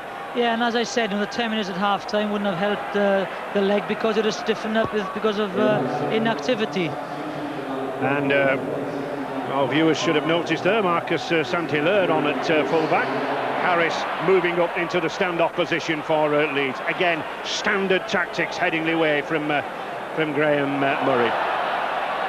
Yeah, they always do it, and you know, yes, and as Joe said half-time, you know, they haven't had any organisation, and maybe Yeston's introduction into the standoff will give them that composure and a bit of organisation. Sheridan then organising very, very well down this left-hand side, testing Tulson Tollitt again. Smythe.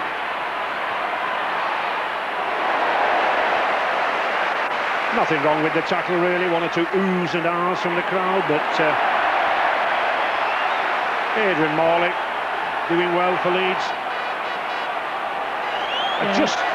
Leeds looked up for it now. You know, the kick was good, the chase is good, and you know, they're doing double, treble tackles from the acting half-back, so they do look up for it now. Beasley just couldn't get the pass away and couldn't get away himself. Matt Toshak using the blind side to Carl Hammond on the fifth tackle. He'll need to pass. He does. The long kick, and it's a good chase here. Saint-Hilaire's there. Oh! Greg Fleming's picked it up on the bounce. What a mistake by Leeds. Greg Fleming, he's taking the ball round towards the post. He anticipated the bounce. But Mr. Smith wants a second judgment from Dave Asquith up here alongside me in the video section. But it looked good to me. That was poor play by Cummins, really. You know, there was no communication from Saint-Hilaire. And watch, it's just Carl Hammond does extremely well here. He sees an overlap on the left first, but runs away from his support, but does extremely well to get the ball out the tackle. And once he's got, it's on the fifth tackle. I think it's Toshak gets the kick in. It's an innocuous kick, really. It's into space. You've got Cummins there and Marcus Saint-Hilaire. There's no communication. He just gets the ball, and you know, it's a very, very simple try. Two youngsters and inexperience. And I can't see why the referees asked for the fourth official. He's looking just to check whether he was onside when the kick was made, isn't he? He'll probably get a better view here. Yeah, again, Carl Hammond, he sees the overlap, but he runs away from the supporters.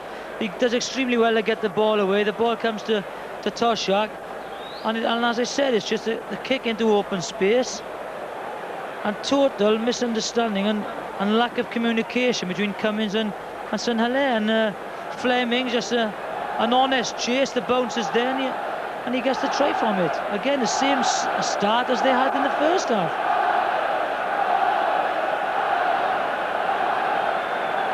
Here we see, just let's see if we can tell whether there's an offside lurking around there. Hammond looking around for support. Here's the kicker, hang on, there he is. No, there's no... It's very close, but I would give that as a try. Looks to be level, but who would be a video referee? Well, the linesman was right in line, so he could have you know, flagged. The 73,000 crowd waiting for the decision.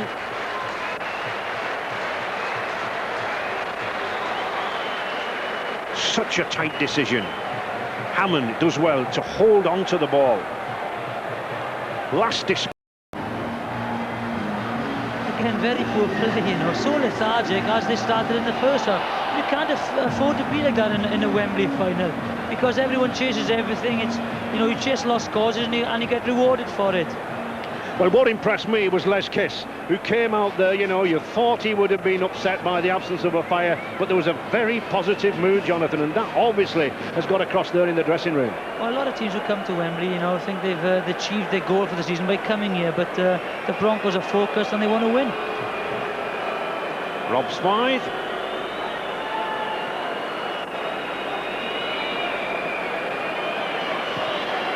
Calmly collects the 2 points.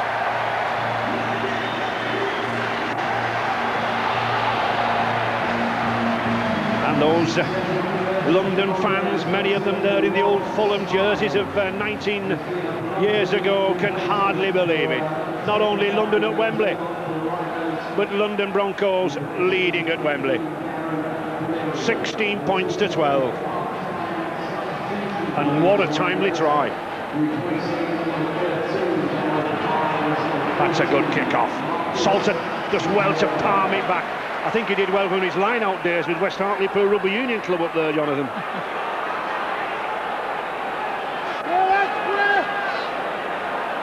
Beasley, Edwards. Good battle out wide there between the two Kiwis, and one or two Leeds players taking a breather.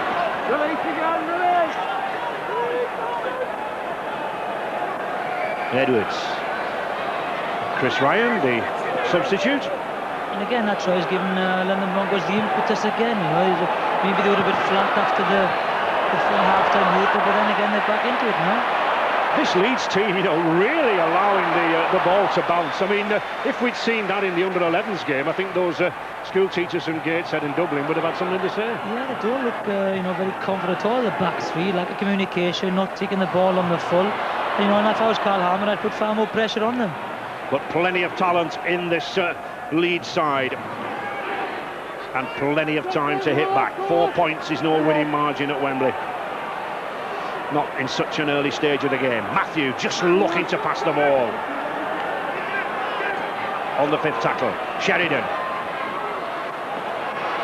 A teaser there for Ryan, and after you, says Torrett.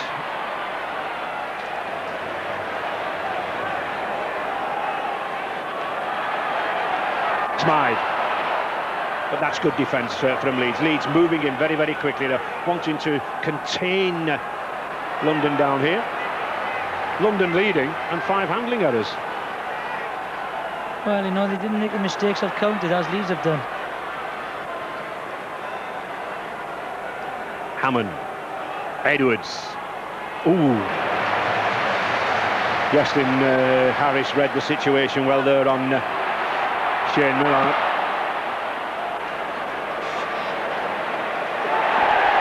Oh, terrific kick. It was a great kick. You know, he got great distance, and you know, Carl Hammond at the moment is dominating the game, and it's their head and ball. And he gets a great spiral on. It's a great follow through. And Marcus Lair has got no chance of getting it. And the first 40-20 kick we've seen at Wembley. Now then, could O'Fire be preparing to come back? He'll want to, and certainly London Broncos will want him back, whatever Les Kidd says. Not by his face. He's a bit of a grimace, eh? Plenty of ice being rubbed on that knee. He's certainly in considerable pain. But whatever, that 40-20 kick, terrific one there from the Broncos. And it's Toshak in the loose forward position. Beasley.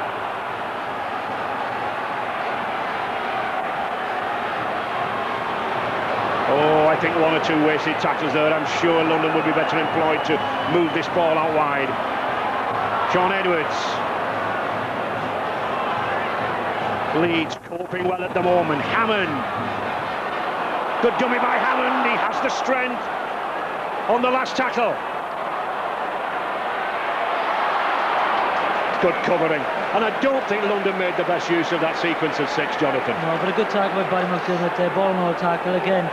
You know, over eagerness, and you should have tried and spread it. They have cut them out wide a couple of occasions, so why not try it again? Barry McDermott returning to the fray. And I'm sure O'Fire's going to return too. Really a big debate on the Broncos bench about Martin O'Fire. The discussion is whether he can actually cope with any more action in this game. He's jogged up and down the touchline. Obviously they're trying to persuade him that he might be able to play another part in the game. Martin would like to, but it looks very much in the balance. You know, with the forwards tying, Ryan, I don't know if it's worth the risk. You know, you've got to see how the forwards are. The forwards get tired, it's worth maybe having another forward substitution. Rivette. Well, the Leeds fans complaining that Leroy Rivette was pulled down after the kick. Mr. Smith, I'm sure, is going to have a word with the touch judge. Didn't touch him. I've just followed on. All I've done is just followed on the line. Well, definitely out here. Definitely out. Definitely out here. Okay. making sure you didn't score on the advantage. And he's giving a kick, a penalty. No penalty try, Jonathan, because of course the law is he would have scored. It's an interesting, see if the ball goes here, because I don't know if the ball goes out, because I don't know if Lee Jackson scores there. We just didn't see the forwards. I'm not sure if Lee Jackson got the ball down. But I think the debate was whether there was a possibility of a penalty try. But McDermott! Oh, no need for a penalty try! Barry McDermott took matters into his own hands, and there was no stopping the 17-stone-10 giant. Broncos were napping. McDermott took advantage, and he's in at the side of the post. Terrific riposte there from the powerful prop. 16 apiece, the conversion attempt to come. He'll be happy his boy was here as the ball boy. Watch it, he takes a driver, bang, comes off the right foot. It's a missed tackle there, 2 missed tackles. That is dreadful defence by the London Broncos, but great play by Barry McDermott. You don't expect the prof. That's 1 tackle missed there by Salter. That's another one there with Retchless. Beasley misses it. That's poor defence there, but a great running from Barry McDermott. Yestin Harris then with a lot of responsibility on those young shoulders, looking to put Leeds back in the lead again. Steadying the nerves. 1 or 2 deep breaths. The sway of the hips. And the 2 points.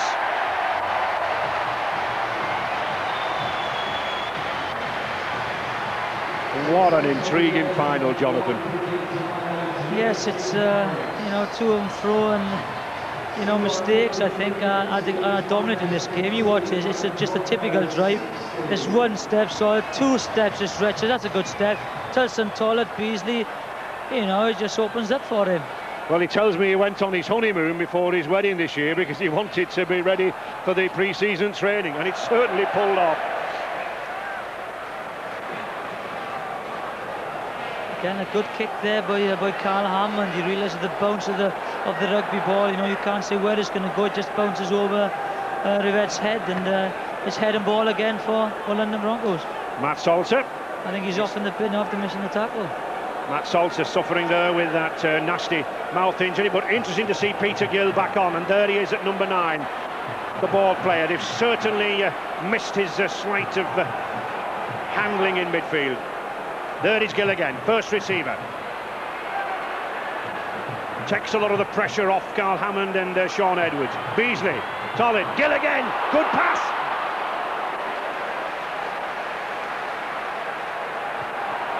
Gill again. No way through.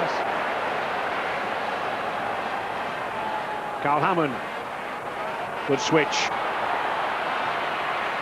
Edwards again. Back to Timu. Toshack. Good dummy. Oh, there was a gap, but well covered on the 5th tackle. Timu. Got an overlap. Rivette, well taken. Oh, and well beaten there. Now then, Rivette, oh, he had the length of the field to go. He's lost the ball. Beasley picks it up. What a chapter of errors. What a game. Chris Ryan, the Broncos back on the attack. And it's Gill masterminding operations there now around the ruck area. The Broncos have missed the 34-year-old veteran. Hammond. Millard can't quite escape the clutches of Hay. Hammond again, trying everything he knows. Jack Fleming! Oh, good tackle. Marcus Santiller waiting on the line. Edwards, little chip kick. Was that a knock-on? No, says the referee. A bit early in the tackle counter kick that. I think he panicked a little bit, Sean there, but Carl Hammond at the moment is pulling all the strings.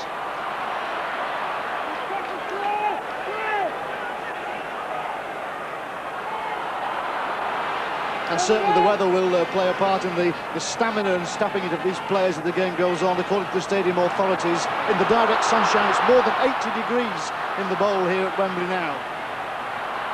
And when you have temperatures of 80 degrees down there, then mistakes occur. People tire, and tries come in the final 20 minutes. Again, Leroy Rivette there, you know, he's snatching at the ball at the moment. There's two mistakes he's done in the last couple of minutes. They have to relieve the pressure and just, again, bring the forwards into the game, get the kicking game. You know, they're in head at the moment. They haven't got to chase the game. But all credit, Jonathan, to the fitness of the modern rugby league player. It really is at a high standard. Yes, tremendous fitness levels now, and you know, the summer change for rugby league has benefited the game immensely. Sean Edwards urging those backs to move onto the ball. Hammond, surely a contender for the Lance Todd Trophy Man of the Match award. Tollett. Back to Fleming. Beasley. Hammond again. Millard. Oh! No need for the pass from John Timu there. I just could not understand that. Again, you know, talking about the fitness, and they're just pushing passes again. Look, it's the fitness, you know, and then your concentration goes, and that's when the ball goes down to the floor. So it's going to be a big 20, 22, 23 minutes now for both sides.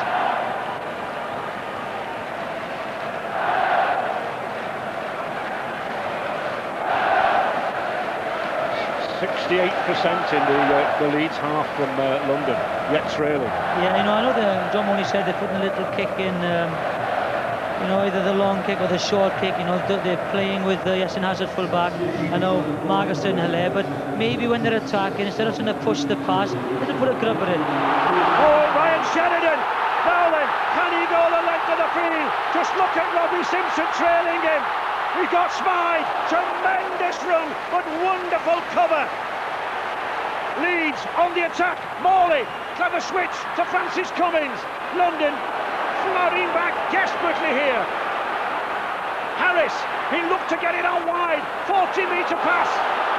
Out there to Farrell, Blackmore, out to Rivette, and Rivette's in at the corner. Wonderful effort in midfield from Yestin Harris. It was the pass that created the overlap.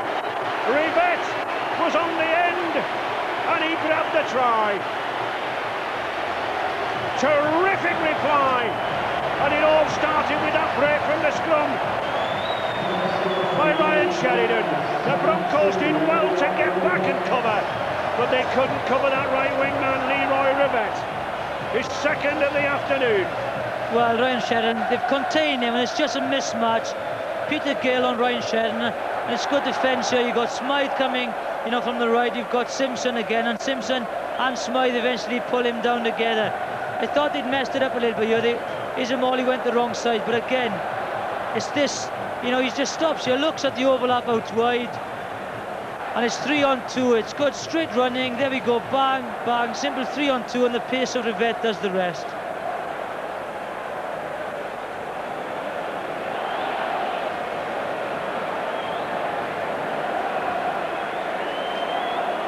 Harris then with his most difficult conversion of the afternoon.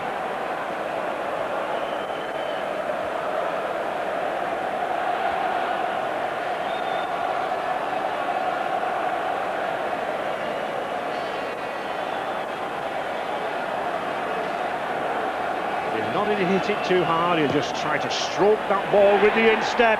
Oh, and he flights it perfectly between the uprights. Yestin Harris increases the Rhinos' lead, 24 points to 16. It's a very important kick, you know, it takes them to 8 points, so they have to score it on 2 occasions. But you watch this, you know, the rule is, you know, you've got to get the ball away from the acting halfback. That's where the defence congregates. You know, the gaps will open up out wide, and you know, it's just simple take and give, and it's a lovely try. And you could see Yessin Harris there, he actually pulled 5 players onto him at the timing of that pass. Yeah, and it's just the vision, isn't it?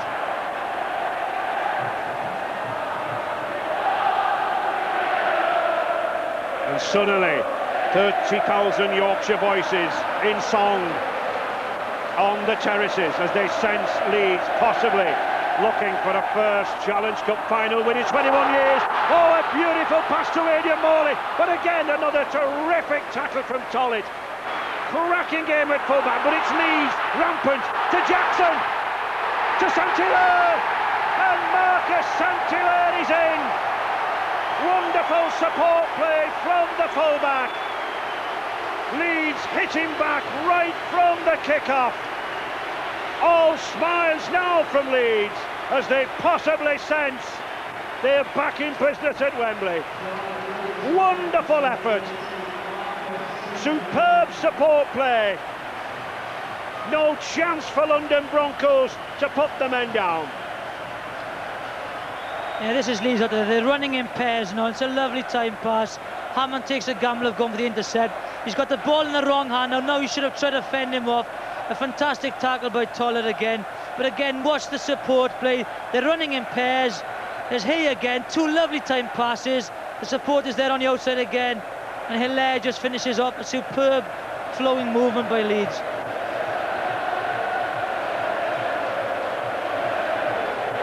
Harris. Already with 4 goals in the bag.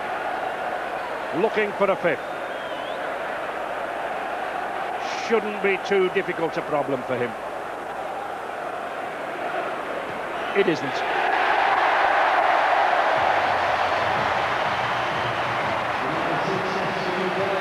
Graham Murray, just a little wink there from Graham Murray to David Howes, one of the Leeds directors. I think he sensed that it could be in the bag. Yeah, they've just clicked now, you know, the two good tries there, and you know, it's just the contrast, isn't it? They played so badly and kept in the game, and now they've started playing extremely well, and they've run away with it.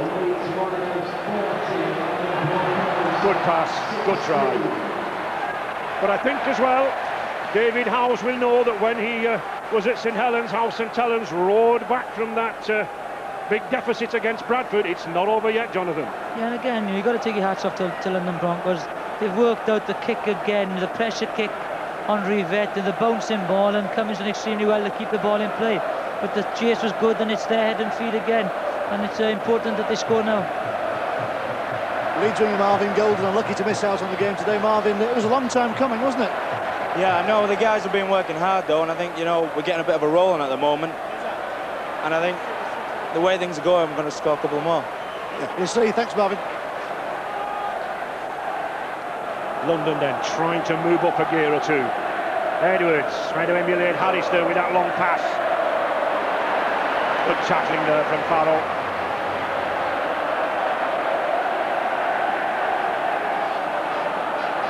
Leeds very, very tight around the ruck area with the tackle. First and second defender. Just look at that there. Andy Hay moving in quickly. On the 5th tackle. To Hammond. Little kick through, well covered. Lee Jackson. He's made a great impact since he's come on, Lee Jackson. He's turned the game with his sniping runs, but also his cover play. He has done extremely well.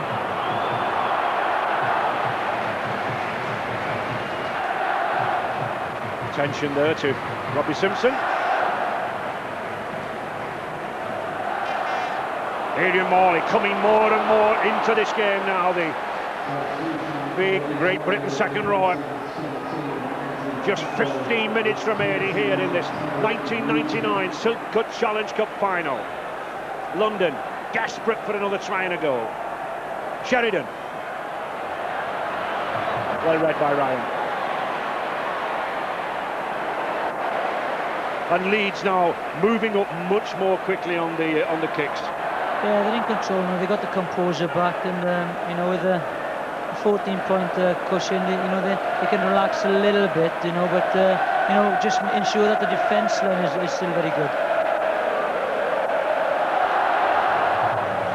Oh, good dummy there from Gill. Can he get the ball inside? He does. Dean Calloway, a substitute. Hammond. Can he get that ball? No. Play on.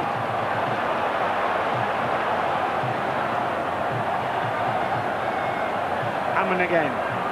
To Edwards. He needs to get some runners on his shoulders now, Sean. You know, he's been hit a couple of times in the tackle, and you know, he's looking very, very weary. He needs runners with him. I think if anyone's going to pries open a gap. I think it's going to be Peter Gill. Yeah, Peter Gill and Sean and Carl Hammond are the triangle there, but they can't do it with no runners round them.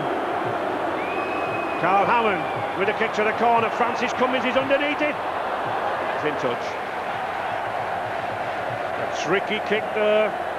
Peter Gill just coming across. He's wondering whose head and ball it will be. It's London's.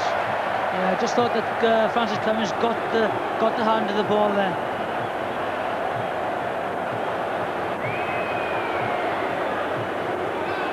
I'm surprised. Can you watch it here? They both go up for it. And that's good play, really. He wasn't sure, where his winger was, Rob Smythe, and just palms the ball into touch. Very good play from Francis Cummins. A good play from Rob Smythe. Leeds have not won this trophy yet. London are back in business.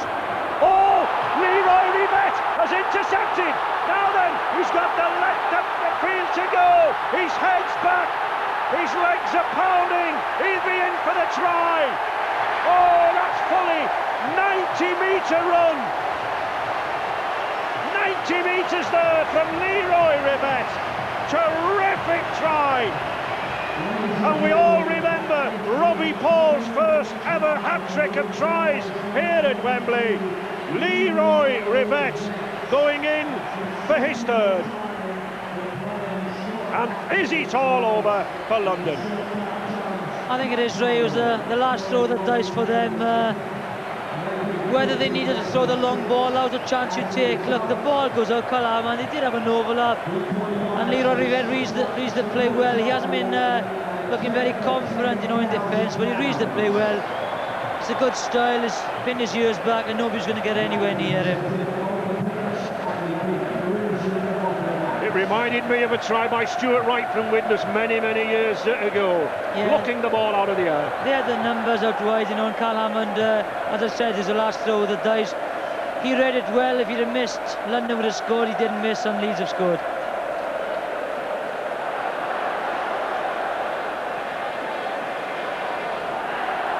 And Iestyn Harris surely relaxed now. He knows that everything is going his side's way.